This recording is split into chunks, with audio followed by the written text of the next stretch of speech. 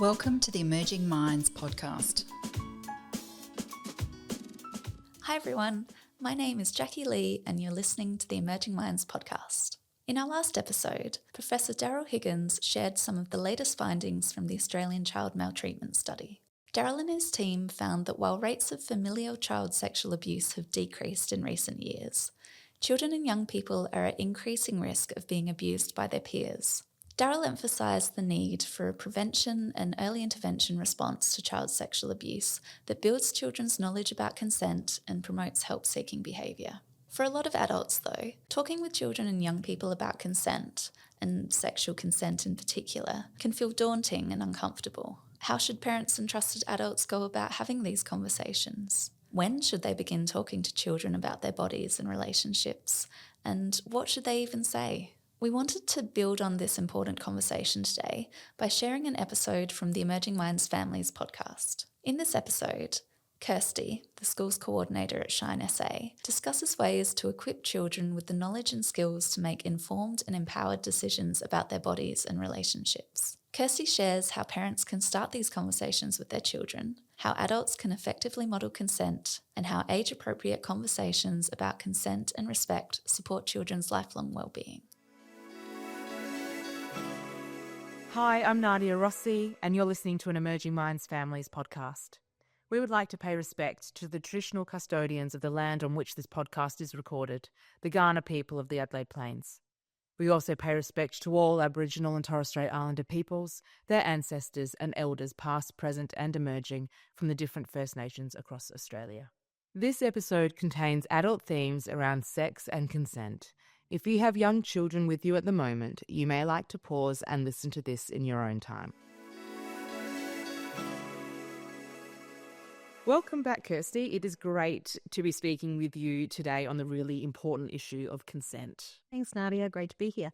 Kirsty, when we talk about sexual consent, what do we mean? I guess, very simply, sexual consent is an agreement between people who want to engage in a sexual activity and they agree to do that sexual activity together. There are lots of definitions of sexual consent, but at its core, it is just an agreement between people to do a particular sexual activity because they both really want to.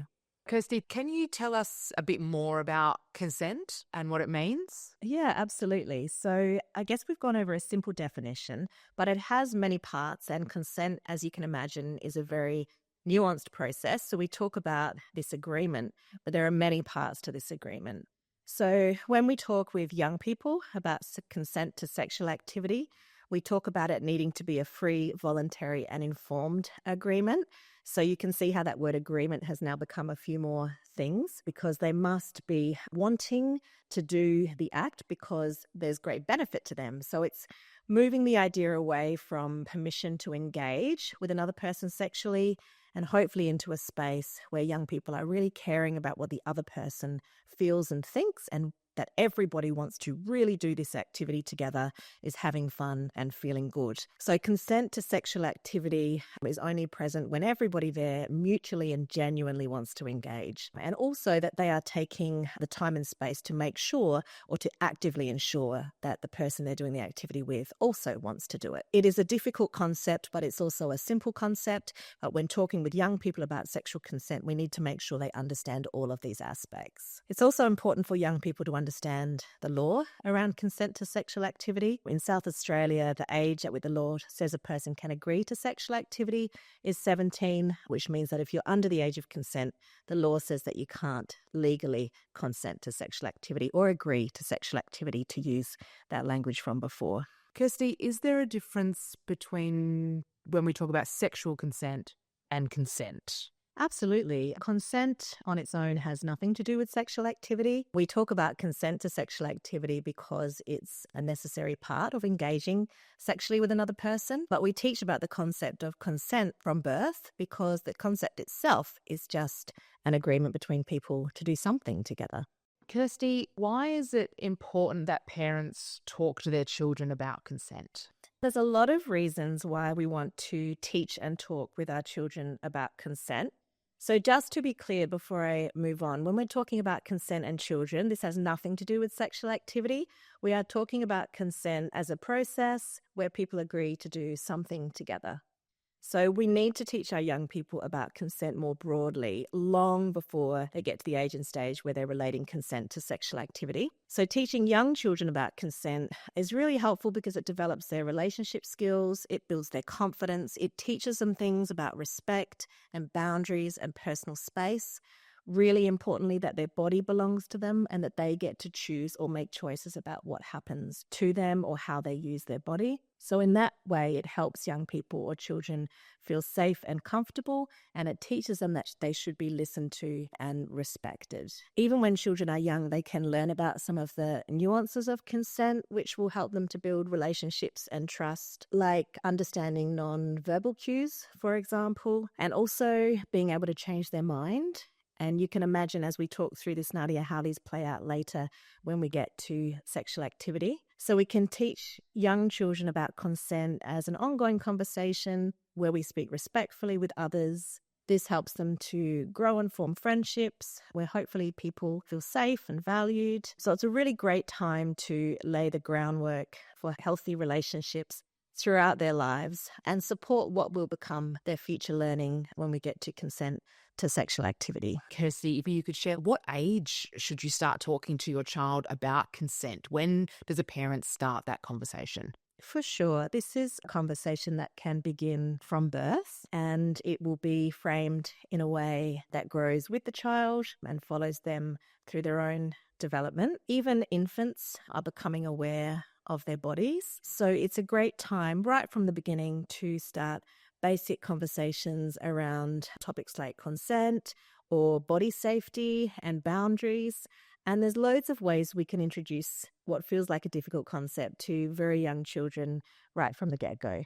Kirsty, could you talk to us a bit about how you would talk to a child at different ages and stages in their life about consent? Sure. I think in order to select the best language, we have to consider also the function of the consent education or the talking about consent. And when we have very young children, we're hoping to do two things. One is that we are wanting to offer a protective factor, and the other is that we're wanting to start to teach them about healthy relationships, what they are, and so that they can have them throughout life. So I guess when I say a protective action, this is about teaching toddlers the correct names for their body parts, because we know that this helps to keep them safe from abuse. And so part of consent education for toddlers is about naming body parts correctly. So you might use words like vulva or penis or testicles at appropriate moments with your children so that they learn the correct words or names for those body parts. We can also, with toddlers or very young children, ask questions of consent to them. So for example, can I pick you up? And then you respect that the answer that they give. I feel myself as a parent being uncomfortable saying that, because how often is your toddler in trouble and you need to hook them up off the ground and get them out of danger? So of course this only applies when it is safe enough to do so. But if you did need to whip your toddler off the ground for their own safety and they're kicking and screaming, that doesn't sit outside of a consent conversation, because later you might talk to that child about how you were unsafe and so mommy had to sweep you off the ground so that you got out of the way fast enough. So necessary but unwanted touch is also part of the consent conversation. But can I pick you up is a question of consent, and you could ask a toddler questions like that to help them learn that they can choose yes or they can choose no, and that the grown-up in their life will respect their conversation. So I guess in toddlerhood, it's very much about learning language and also listening to the parent or carer asking those questions of consent. I'm thinking of my child at the moment and hearing a lot of I'm the boss of my own body. And sometimes even in those moments where I've had to like whisk her away, she's yelled out, I'm the boss of my own body. And then having to explain to her, because I've had these conversations with them about you are the boss of your own body and you have agency here with your body, but then having to follow up those examples of when you've had to pick them up for a certain reason and actually go and explain to them, yes, but I'm your parent and sometimes I need to look after you, and in that instance, looking after you and keeping you safe meant picking you up and moving you, even though your body didn't want to go. But then that thing of going, I get stuck of like when I have to grab them, or I have to do their hair, or I have to put a jumper on them when they don't want to, and how you have those conversations when they've said to you, but you told me that I'm the boss of my own body and I don't want to wear a jumper. And now you're putting it on me. And I'm like, but you're cold. I guess two things around that. That's not going to be the only time in their life that people, children, young people and adults have to be touched by others when they don't want to be. And a really great example of that for children is vaccinations. I haven't yet met a child who is looking forward to a vaccination. And so that as well is part of the consent conversation, that sometimes people have to touch us so that the outcomes are positive. Maybe not in this moment, but it will help to keep you safe and well in the long term. So there are examples for all of us where that is the case. And I think the point you make, Nadia, about as parents being unsure about what we should or shouldn't be doing with our children, I guess we know them the best. And we know whether our intent in that moment is safety or prevention of harm or comfort or personal hygiene, or whatever the many reasons that we touch our children for their benefit when they may not want that to happen. So consent is not about not touching your child without having a conversation first. It's helping your child to understand the different kinds of touch and helping them eventually learn that they can decide what kind of touch they want or they don't, and they will consider all those things that you mentioned, like the relationship with that person. Who is this person to me? What is their intent? As a parent, their intent, they will learn, is to keep them warm because it's cold outside. And hindsight's a great thing, even when you're 3 or 4 and you go outside and you're like, it is pretty cold out. So they will learn those indicators, and that will teach them about consent and help them in the future to be able to decide whether they will agree or not agree to a particular kind of touch, or as they get older, a particular sexual activity. I wondered if we could talk about primary school and then going into secondary school, how parents may talk to their children about consent at those ages and stages. Sure. We've mentioned earlier on the concept of respect. And I think in primary school, a lot of consent education is making sure that our young people have the skills to be able to make and keep friends and to engage respectfully with others, because that is a necessary skill required to have conversations around consent. So a lot of the education, I guess, sits in that space. Primary school is also a really good time to help your child notice the ways in which people are different and the diversity that is in their sort of schools or families or communities, for a couple of reasons. One, that consent education needs to include everyone, and that being able to engage respectfully with all people can assist them in having consensual experiences now and later as well. Primary school age children also learning a lot about different ways communication happens. So learning about verbal communication and nonverbal as well, and how body language can help us to understand how another person might be feeling. That becomes a very important part of the consent conversation later on when we get to consent for sexual activity, because we want our young people to deeply care about the other person and not consider consent the getting of a yes or the receiving of a no. Children in primary school, of course, may also have access to social media, and there's a lot of consent education that needs to happen in that space. So we are talking about actions that can keep them safe online and how they can engage respectfully using technology-assisted platforms as well, and that being online also requires consensual experiences or consensual conversations, and that it is not different to face-to-face experiences, but perhaps it comes with more layers of risk. We want our primary age children to start to think critically about these things, particularly in the online space because of all those extra layers that we mentioned, but to think critically about who they're engaging to, who they're talking to, how they're behaving, whether their words are respectful, whether they're able to start to understand verbal and nonverbal body cues, and how they can learn to care about themselves and also others when they're working through conversations. So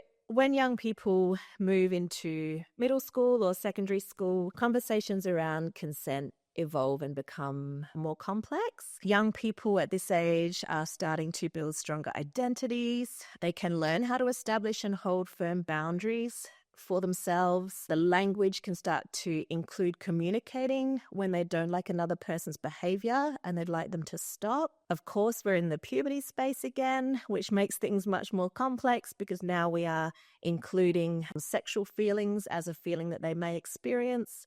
And of course, they may be engaging in sexual activity. So at this point, we are talking about consent to sexual activity, and we're hoping that all the consent education that has happened previously is now all in play, because now they have to learn to navigate consent inside a romantic or intimate partner relationship.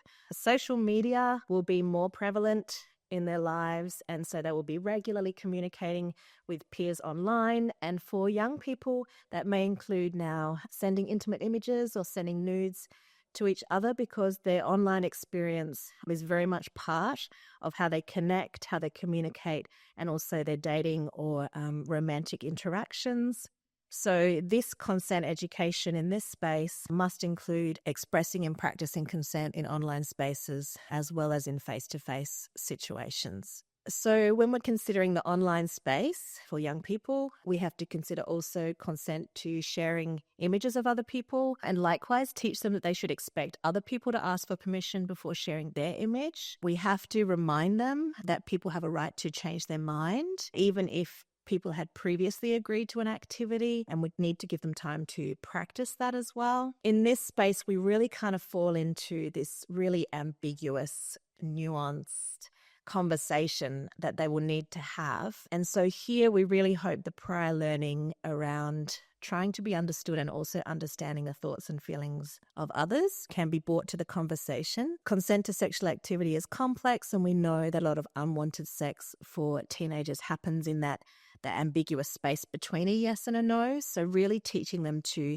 navigate that space and be okay with needing to ask more questions to find out how another person is feeling. Of course, drugs and alcohol can be part of the teenage experience, and these things can affect a person's ability to consent. So they are conversations we need to have with young people at this age, as well as teaching them language like coercion and how feeling threatened or pressured to do something is not consent. Always reminding them that they can say no and leave any situation that they're uncomfortable in. And another part of this conversation is really understanding that rejection is inevitable. And when you do experience rejection, that you must always respect other people's boundaries and make sure that you're really tuning in to what they're saying to you and listening carefully to understand, and also being vigilant around nonverbal body cues as well. That is some really powerful messaging, especially around rejection. Don't know if that is really spoken about enough or a lot, and actually understanding that rejection is just a part of life and it will happen, and there are ways to process it and there are ways to respond to it that are healthy and keep everyone safe. So thank you for that, and thank you for taking us through those ages and stages. I think as a parent, just to know that you laying the foundation in the beginning, and with your language and the way that you approach those conversations, and just being there as someone that your child can talk to about consent, and the foundation parents can lay from the beginning, can help set your child up for the future and having healthy relationships with people in their own body. We hope you're enjoying this episode so far. Every other week, the Emerging Minds Families team sit down with parents and practitioners from across Australia to discuss the ups and downs of parenting and the practical strategies that can support children and families' mental health and well-being. These conversations are incredibly raw and honest at times, but they always explore the wisdom and knowledge both families and professionals have gathered throughout their journeys. They're a powerful insight into the realities of parenting in Australia today, and a great resource to share with the parents and families you work with. If you'd like to hear more, you can find the Emerging Minds Families podcast on our website, or by searching Emerging Minds Families in your favourite podcast streaming app. Now, back to the episode. As a parent, I'm hyper aware about my modelling, like physically modelling and just modelling for my children in just like my day-to-day life. And I'm wondering, Kirsty, we know so much of a child's learning comes from watching the adults in their life. So not just their parents, their educators, their grandparents, their aunties, their uncles, any kind of grown up in that child's life. So I'm wondering, how can we, as the adults in our children's lives, how can we model consent to our children? Yeah, absolutely. We get loads of opportunities, I suppose, across the day to do that. Just to be clear, I'm going to talk about modelling consent to children now. So just moving back away from consent to sexual activity, and we're just talking consent broadly. But we can ask those questions we mentioned before, questions of consent to our young people, which could be as simple as, can I give you a hug? We can also not require them to engage in touch with people when they express that they don't want to. So the classic that's written about in picture books and spoken about is, giving Nana a kiss or a hug when the child doesn't want to. So we shouldn't make them do that. We should say, that's okay. Maybe you can give Nana a high five, or whatever the child wants to do and is within their comfortable space. So we're looking to teach them ways they can communicate that respectfully, but without having to cross their own boundaries. We can also teach them to check in with others, which, as we mentioned, is a really important part of seeking consent. So for a child, it might just be something like, why don't you ask Dad if he wants to play? You could ask Nana for a hug. So giving them language to ask those consent questions for themselves. And you can also point out to them, as part of your modelling, nonverbal clues or verbal clues that they are receiving in response to their actions. So it could be that they are game playing with a sibling, someone's getting angry because it's just gone a bit too far. As a parent, you could say, oh, look, Sam's face looks angry, so maybe you need to ask for the toy before taking it. So just that language that gives them a way to consider the thoughts and feelings of another, and also maybe check in with them, or even to be more directive and say, look, Sally looks unhappy, so it's time to stop. So receiving communication cues that are not necessarily verbal and helping them to notice that. You could also perhaps do that as you watch TV. You could talk about people's facial expressions, what we think they might be feeling. You can model body language as well. So if your young person is coming for a hug, like opening your arms really wide to receive that, shaking your head, nodding your head, all of those really simple gestures that communicate without words can sort of be noticed and just talked about out loud to help your child learn those things. And wherever possible, like ask your child for consent. Ask them if it's okay to do things for or with them. We think about even parents posting pictures of their children on social media. We've come a long way in our thinking around that, but that should be a consent question as well. When you think about teenage people, posting and sharing, like, have we modeled that from early on? Can I post that picture to Nana for her to look at? And if they say no, or they prefer you showed Nana a different picture, they're not listening and honouring their wishes. In that situation, if they later then decided they didn't like that picture anymore, or they didn't want that, then also supporting them to change their mind. Say that's okay, delete that one, asking permission, listening, respecting their response. And then if later they change their mind, also honouring that, because these are all skills that we want to give them time to practice before they find themselves needing to or wanting to consent to sexual activity or not. And so practice for all these skill areas is really important. When we think back to the notion of respect and self-worth and self-advocacy, as parents, we have a great opportunity to model that for our children. And I know that can be really difficult because it requires us sometimes to say really kind things about ourselves when we may not feel them.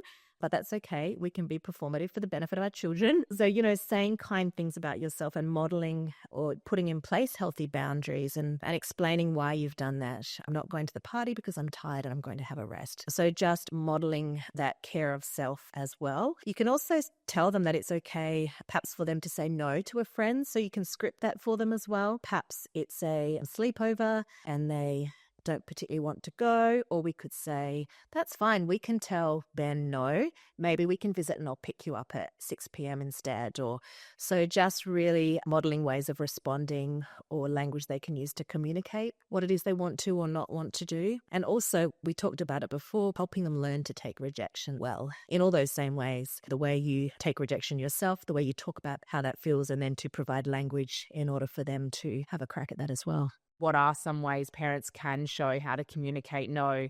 And also, how can parents show how their child can receive a no? Yeah, this is a really big question, Nadia, because even as adults, as we move through life, we don't often just say no to things we don't want to do. We tend to use language that protects other people's feelings, particularly if we care about them. If your friend asks you to dinner and you're too tired, you're not just going to say no. You'll probably say, oh, that sounds lovely, but can we do it another night? So all of these ways of saying no without actually using the word no, and we do that often and regularly as adults. So it's a really difficult ask for young people. So I think there's two things here. One is helping our children and young people communicate no and how to receive a no, but also that not saying no doesn't mean that someone agrees, because if we focus really heavily on this idea of yes, we can get into really black and white territory quickly, and consent is actually so ambiguous and nuanced and tricky that we can kind of start to talk about permission more than an agreement, which was the words that we used earlier. So we really want to teach our children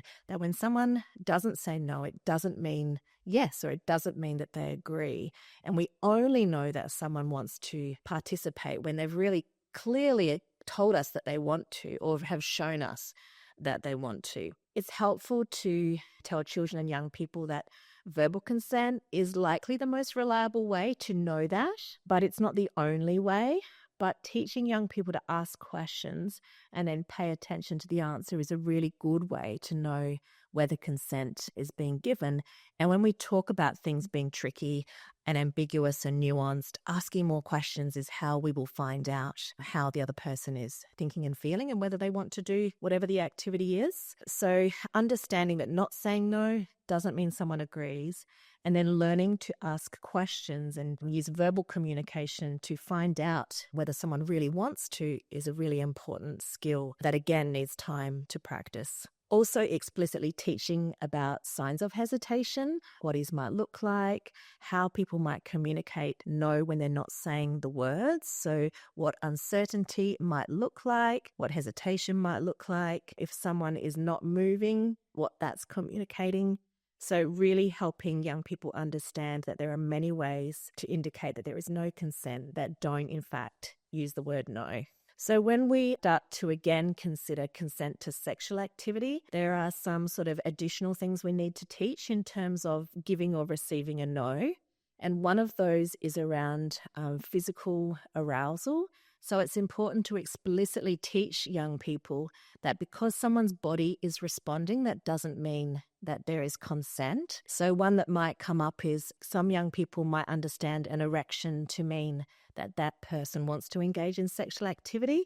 And so the language we use is something like, that's just a thing bodies do. So it's not an indication of consent. Bodies just do these things. It doesn't mean someone wants to do an activity or is even having a good time. It's just something bodies do. So when we talk about consent to sexual activity, it's really important that we bring pleasure into the conversation. And this can be a little bit tricky, but we need our young people to understand that most people engage in sex or sexual activity because it's pleasurable and because it's enjoyable and because they get a lot out of it. And if we don't talk about pleasure with our young people, we might land inadvertently back in that space that we talked about earlier about permission getting or giving. We don't want to objectify the act and kind of diminish the consent conversations that happen in that tricky space. So we want our young people to care deeply about the feelings of all of their intimate partners. And that includes making sure they're having a good time, that it's pleasurable and fun for them. And that's the reason why they are choosing to engage in sexual activity with each other. Well, thank you, Kirsty. That is so much to think about. You mentioned checking in,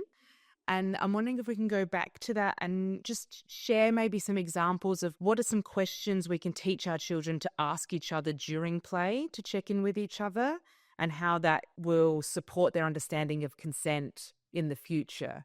I think there's maybe kind of two kinds of questions, and we've touched on each of them already. But the first one are those asking questions about whether somebody wants to do a thing. So questions for children during play might be something like, is it okay to share your toy? Would you like a hug? Out and about, they might ask, can I pat your dog? Can I brush your hair to get the knots out? Can I borrow your pen? Would you like to come to my house? So all of these are questions that are asking about whether a person wants to get involved or not. But I guess we also need to provide language around the check-in, like you mentioned. So questions for checking in might be something like, do you want to keep painting with me, or do you want to do something else now? Are you having fun? Do you like doing this? Should we keep playing Switch or get up and have something to eat? So just really teaching young people language for checking in and finding out whether, even though that person wanted to do that thing before, whether they still want to do that thing, or whether they're still having a good time, or if it's time to try something else, And of course, you can see how these will translate later in life to questions around consent to sexual activity. And the reason this is supportive of their more broad understanding is because they're practicing, and all people need a chance to practice things if they want to get good at them. So they're practicing asking for consent, they're practicing checking in, and they're also providing space for their friend or mate to change their mind. And these are three really important aspects of consent conversations. Kirsty, when you're engaging with young people in your practice and your education and talking about sexual consent, and we talked about that grey area that consent can fall into, when a young person asks you, how do I know? What is your advice to a young person when they don't know?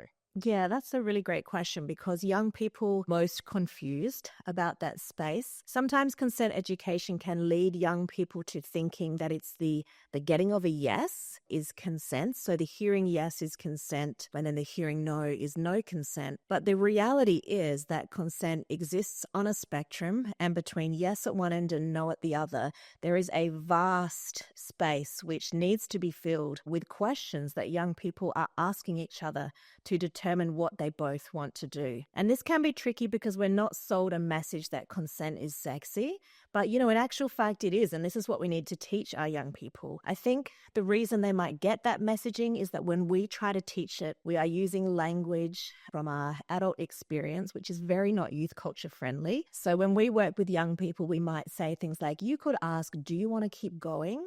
Which they don't want to hear from us as older people who use language in ways that are different to them. So what we can do is frame the conversation in a contextually different space to help them then move it across to sexual activity. So for example, we might say you're at a party with a mate and you've kind of had enough and you want to find out if your mate wants to stay or go, what might you say? And they might just say, do you want to get out of here? And then I say, and what might your mate say? And then how would you know what they want to do?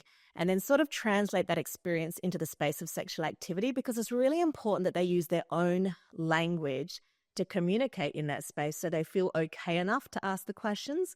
So sometimes I think the messaging is lost because we're using language that we might consider okay, which to them is just not getting the job done. So I guess it's really important to ask them, how could you say that? Because in that middle space that you mentioned, on that big old spectrum between yes and no, we need to find out exactly what people are thinking and feeling, because we cannot engage in sexual activity unless everybody there really wants to do it and everybody is getting something from it.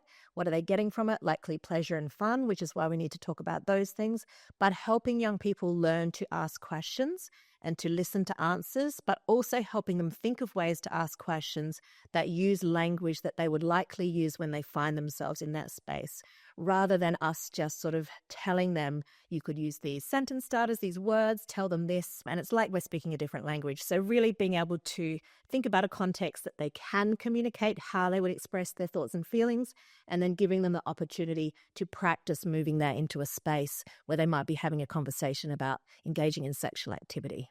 So important to come to young people with the same language, or to be inquisitive about their language and their world, finding out what language they use, find out what scenarios they're in, because an adult could make up a scenario and a young person's like, I would never do that, or I would never say that. Okay, well then how would you say that? And also asking those questions, which you said just now, like, how do you know that? How do you know they want to do that thing? So we don't need the language. We can just ask questions of them ourselves to help them unpack the information that they've received and whether they understand enough of what the other person wants to do or not do to be able to make a decision they feel really comfortable making. Kirsty, how does it support a child's well-being to know about consent? I guess in loads of ways, many that relate to children and young people's ability to make decisions for themselves and to be able to make informed decisions based on information or circumstances that are current. Of course, we've talked briefly about reducing a young person's vulnerability to abuse, but of course that's a very big part of well-being, is being able to have positive interactions and positive touch interactions with other people. We know that consent learning or consent education encourages those really great and healthy relationship qualities of respect and empathy and acceptance. And of course, if people have those skills, we're all going to exist in communities where people feel safer and also valued. Learning about consent helps to build children and young people's self-esteem because they learn about their right to choose and they hopefully feel empowered to speak up when things are not going well. It also, as they grow, helps them navigate that technology space that we talked about, social media to navigate more safely, and also any social situation really to navigate more safely, and also just sort of increase the likelihood of having safer connections and healthy relationships. So consent as a concept, we've gone over the definitions, but more broadly it supports young people's well-being in knowing who they are, knowing their rights, having them enacted, and being able to have really great relational experiences throughout life. What I'm hearing is it's really empowering for a child or a young person to understand consent for their life and for their future relationships. Thank you for showing us ways that we can support a child's well-being by teaching them about consent and sexual consent and how to communicate their wants and their needs, and also how to understand rejection and respond in healthy ways. We mentioned at the beginning of the podcast, Kirsty, that you work with Shine SA, and I was just wondering if you could share with our listeners what Shine SA is and how they can access your resources. Yeah, absolutely. Shine SA is an organisation that provides sexual and reproductive health services and programs to South Australians. We are based at Woodville and also in the city at Hyde Street, and we have clinical services at both those locations, counselling services as well, and including our general practice service. I work for the Shine SA schools team, so our job is to write curriculum for young people in schools around sexual health and relationships from years 3 through to year 10. And we also train teachers to deliver that education well to their young people. We have a fantastic library on site at Woodville, which is free to join. Our library has loads of resources to help parents teach consent to their children and young people, and it's free to join. So parents can go online and join up and visit our library. It's a lovely space to spend some time. And also, you could find out as a parent if your child's school or young person's school is delivering the Shine SA program, so curriculum, because that would be a great way to engage yourself in the learning of your young people that's happening outside of the home, and also advocate for that to happen if that's not in place. Kirsty, thank you so much for talking to us today about the important and really huge topic of consent and sexual consent. Thank you for talking to us about even the definitions behind the both of them, and also showing parents ways that they can lay the foundation for their child to support their well-being in the future when it comes to consent and making those decisions. Kirsty, if you could leave our listeners with one thing to remember from today's conversation, what would it be? To take any opportunity you can to teach your children and young people to care about themselves and also to care about the thoughts and feelings of others. We really want young people to be strong advocates for self, to be able to say no, to be able to have boundaries in place and to respect their own and others, and provide as much opportunity as you can across time to practice these skills, whether it's modelling yourself or providing language or allowing them to change their mind or respecting their choices, as much practice time as we can, so that when the time comes, young people can translate all of these skills and knowledge into whatever context they find themselves in. Thank you, Kirsty. I think that's a wonderful message to leave on. So thank you for joining me so much today. You're welcome. Thanks for having me. Thank you. Thanks for joining us for today's special families episode. I hope it leaves you feeling more confident in having conversations about consent with the parents, children, and young people in your life. You can find more evidence-informed resources to share with parents and families on the Emerging Minds website under the Families tab. And if you enjoyed this episode, please consider leaving us a rating and a review on Spotify, Apple Podcasts, or wherever you're listening, and be sure to subscribe so you don't miss an episode. See you next time. Visit our website today at emergingminds.com.au to access a range of resources to assist your practice. Brought to you by the National Workforce Centre for Child Mental Health, led by Emerging Minds, the centre is funded by the Australian Government Department of Health, Disability and Ageing under the National Support for Child and Youth Mental Health Program.